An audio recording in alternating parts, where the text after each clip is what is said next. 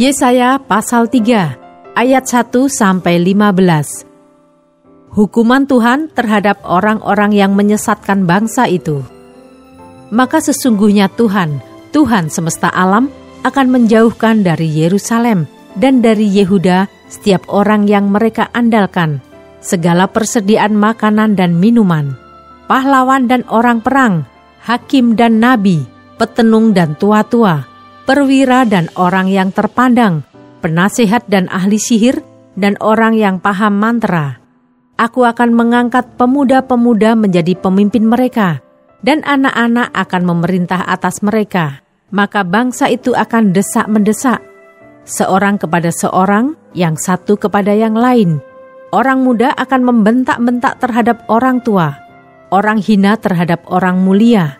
Sehingga apabila seorang memegang saudaranya di rumah ayahnya dan berkata, "Engkau masih mempunyai jubah, jadilah pemimpin kami, dan reruntuhan ini di bawah kuasamu." Maka pada waktu itu saudaranya akan menjawab, "Aku tidak mau menjadi tabib. Di rumahku tidak ada roti dan tidak ada jubah. Janganlah angkat aku menjadi pemimpin bangsa."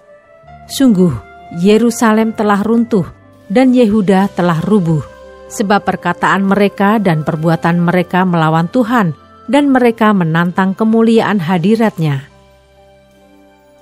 Air muka mereka menyatakan kejahatan mereka, dan seperti orang Sodom, mereka dengan terang-terangan menyebut-nyebut dosanya, tidak lagi disembunyikannya. Celakalah orang-orang itu, sebab mereka mendatangkan malapetaka kepada dirinya sendiri. Katakanlah berbahagia orang benar, sebab mereka akan memakan hasil pekerjaannya. Celakalah orang fasik, malapetaka akan menimpanya, sebab mereka akan diperlakukan menurut perbuatannya sendiri. Adapun umatku, penguasa mereka ialah anak-anak, dan perempuan-perempuan memerintah atasnya. Hai umatku, pemimpin-pemimpinmu adalah penyesat, dan jalan yang kamu tempuh mereka kacaukan. Tuhan mengambil tempat untuk menuntut dan berdiri untuk mengadili bangsa-bangsa. Tuhan bertindak sebagai hakim atas tua-tua dan pemimpin-pemimpin umat-Nya.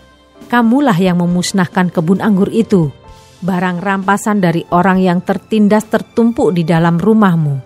Mengapa kamu menyiksa umatku dan menganiaya orang-orang yang tertindas? Demikianlah firman Tuhan Allah semesta alam. Ayat 16-26. Hukuman Tuhan terhadap wanita-wanita Sion yang sombong. Tuhan berfirman, oleh karena wanita Sion telah menjadi sombong dan telah berjalan dengan jenjang leher dan dengan main mata, berjalan dengan dibuat-buat langkahnya dan gemerincing dengan giring-giring kakinya, maka Tuhan akan membuat batu kepala wanita Sion penuh kudis, dan Tuhan akan mencukur rambut sebelah dahi mereka.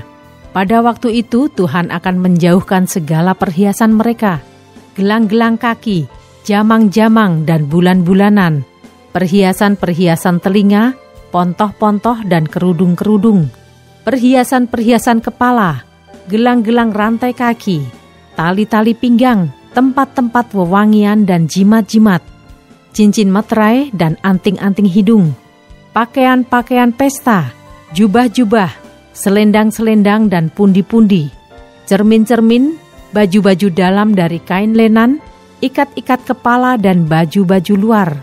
Maka sebagai ganti rempah-rempah harum akan ada bau busuk, sebagai ganti ikat pinggang seutas tali, sebagai ganti selampit rambut, kepala yang gundul, sebagai ganti pakaian hari raya, sehelai kain kabung, dan tanda selar sebagai ganti kemolekan. Orang-orangmu akan tewas oleh pedang, dan pahlawan-pahlawanmu oleh perang.